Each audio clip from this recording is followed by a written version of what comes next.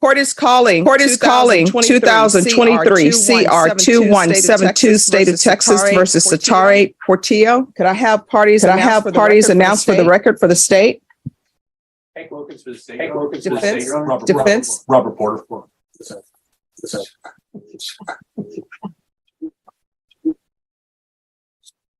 All right, so we're here for sentencing. We've been waiting for the results of a UA, and that result hasn't come in yet. Probation, do you have any idea when that will be ready? That was done in all. I think so. If I would have thought that we would have completed by now. The results didn't go on the day submitted. It wasn't submitted on the day that the court required. So it took a little while to get her in. So right now we're just waiting. It was submitted on the 21st. So I thought it would be in by yesterday, today, but it still says today. Okay. All right, Ms. Portillo, can you raise your right hand for me, please? Do you solemnly swear affirm the testimony you give will be the truth and nothing but the truth to help you God? You can lower your hand. All right, you can lower your hand. How many children do you have? Notice what the judge is doing here, running through family, work, and living situations. Why? It's not just small talk. These details weigh heavily in sentencing. Children at home, stable job, supportive family. Judges see this as a snapshot of whether someone can responsibly handle probation or if prison is more likely. What are their ages? 6 and 14. Are you employed? What do you do? Managed properties department. How long have you been doing that? 8 years. And does anyone live with you other than your children, or do your children live with you? Yes. All right. Anyone else stay with you? My aunt as well. When is the last time you've used any type of substance? I haven't used any type of substance. In your lifetime?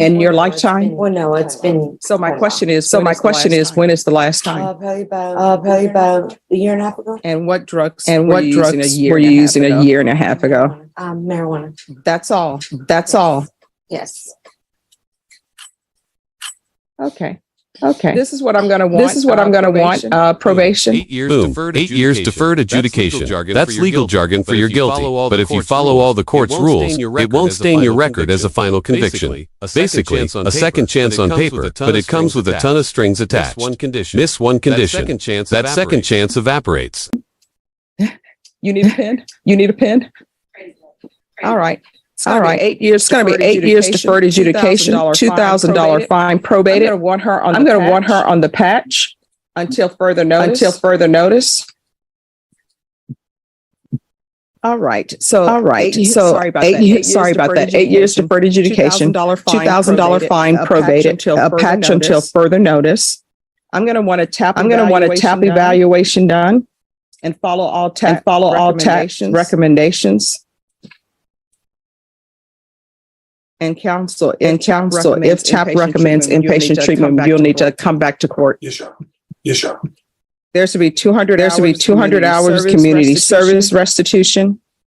She's to complete parenting classes. And those hours will be waived once parenting classes are completed. And probation, you can decide which parenting classes you all think would be appropriate for her.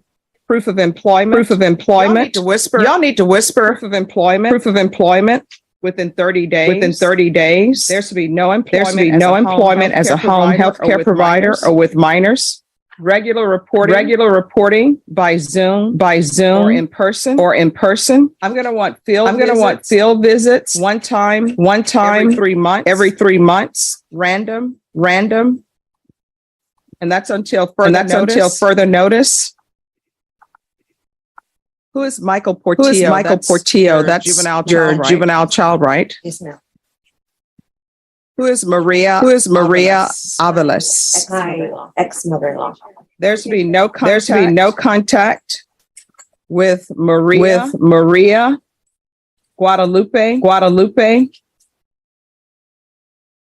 Aveles. I guess that's how you pronounce it. Aviles. Avalos. Could I say something? Sure. though? Sure. Well, because my mother-in-law, we do have a lot of contact about it. So. You have to contact the children. I- Because I'm not supposed to have contact with my ex. for kid exchange. We're gonna have to find Yeah. somebody We're else. gonna Find somebody else. I'll talk to him about that. All I'll right, talk to him thank you. about that. All right, thank you. Probation, is there anything Probation, else is there anything else she needs?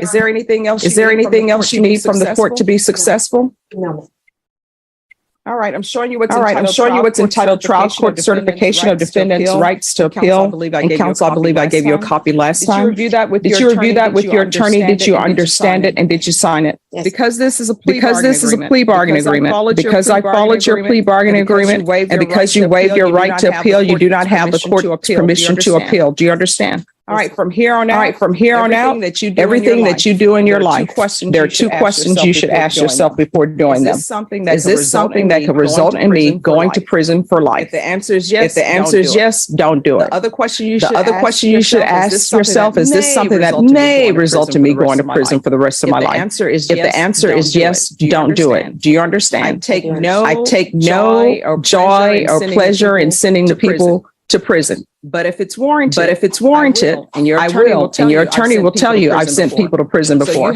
So you have children, children, you need to look out. you need to look out for them. All right. Good luck. All right, good luck. Thank you. Thank you. 23 CR 2172, State of Texas versus Satara.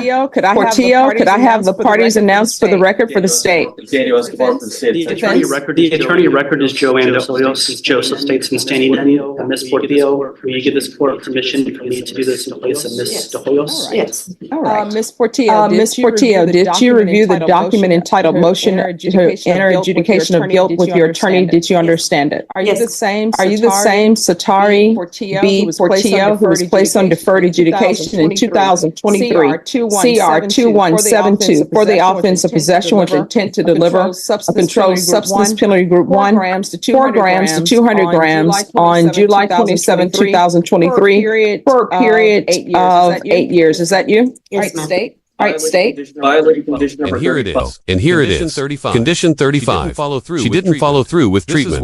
This is where deferred adjudication gets tricky. One slip, one missed program, and suddenly the punishment can shoot up to life in prison. Yes, life. Probation isn't freedom. It's freedom on a razor's edge. On or about the 25th day of March 2024 in Bexar County, Texas, defendant failed to follow the TAP recommendations to inpatient as directed by the court in violation of condition How do you number plead to that? How do you plead to that? True or not true? Your Honor, state waives all the Any violations. objections to the Any objections to the state's waivers? None.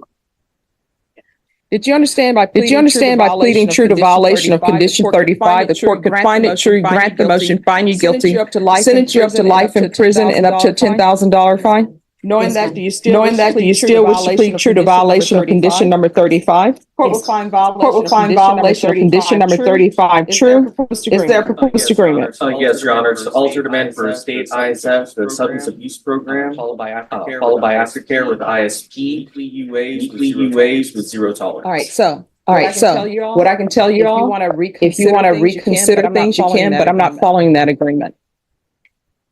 We could step away for a moment.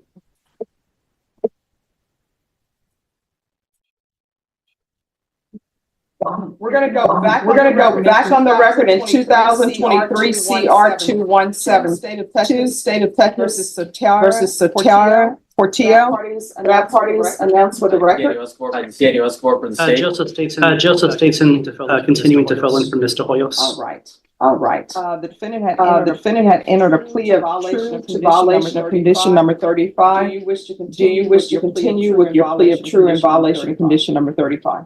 Yes. All right, the court will find violation of condition number 35 true. Is there a proposed agreement? Your Honor, if I may. Yes. I discussed this with COO, and Ms. Abrams and ADA Daniel. My client is asking to be continued. We had a recommendation that was a three-way agreement, and I understand the court didn't want to follow that. I had proposed something to Daniel. I'm hoping that you would consider this.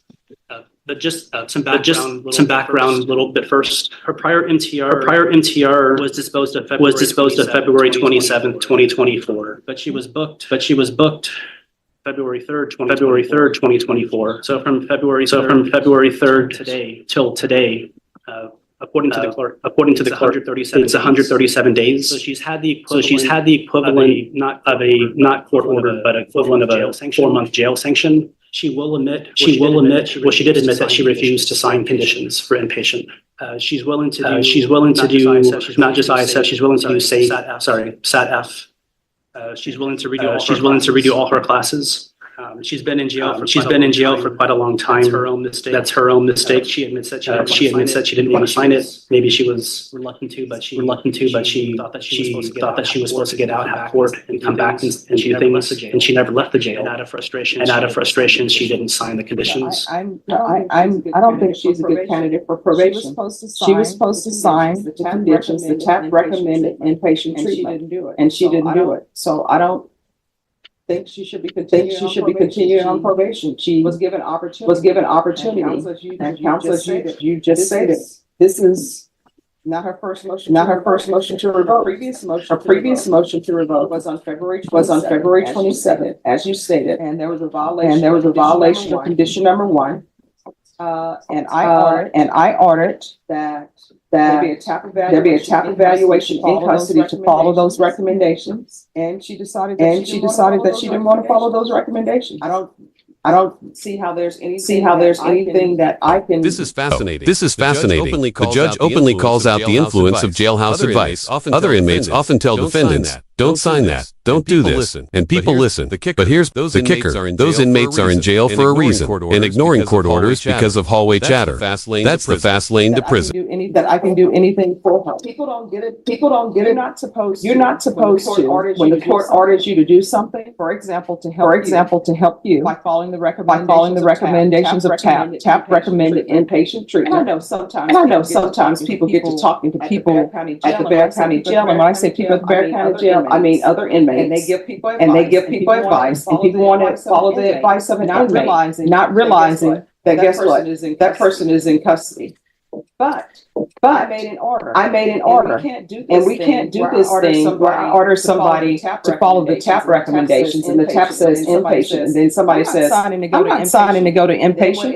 And then what ends up happening when reality hits that your range of punishment is 5 to 99 years of life, then people come before the court and they want to say, oh, you know what? I changed my mind. Now I will do inpatient treatment. So that's where we are. I don't think she's a good candidate. She's also willing to take a felony conviction, change it from deferred to straight probation. She's willing to do the harsher inpatient treatment program with zero tolerance. It was a poor decision for her to not sign that. 4 months she's been in here. She's willing to sign this, willing to do this, and even add to these conditions. I just don't think she's a good candidate. If somebody wants to argue to me why she would be a good candidate for probation when this is her second motion to revoke, and I ordered her to follow the recommendations of the TAP evaluation, and she didn't want to follow them. But now she does because I don't know. I guess she thought a motion to revoke would not be filed against her.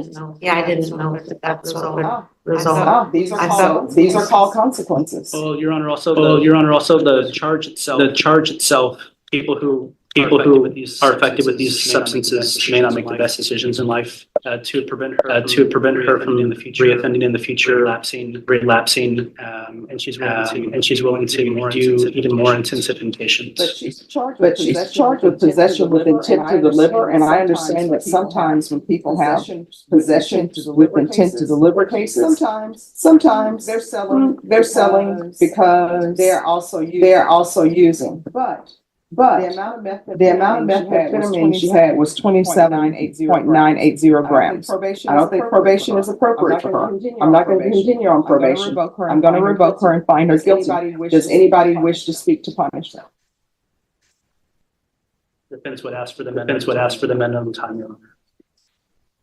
With credit for time. And that's the hammer drop. 5 years in prison. After second chances, probation terms, and treatment offers, the court decides enough is enough. Notice how the credit for time served softens the blow a bit, but the message is clear. The justice system is patient, but not endlessly forgiving. All right, I'll sentence her to 5 years in the prison. Give her credit for any time served. And I'll ask for the therapeutic community. I'm gonna show you what's entitled, trial court certification of defendants' rights to appeal.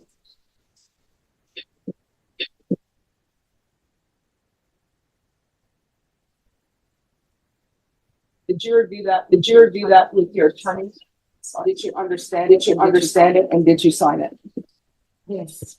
But you do have a limited right to appeal. That right to appeal is as it relates to the allegations in the motion, not the fact that you are on deferred adjudication. Do you understand? Yes. All right. Because this is a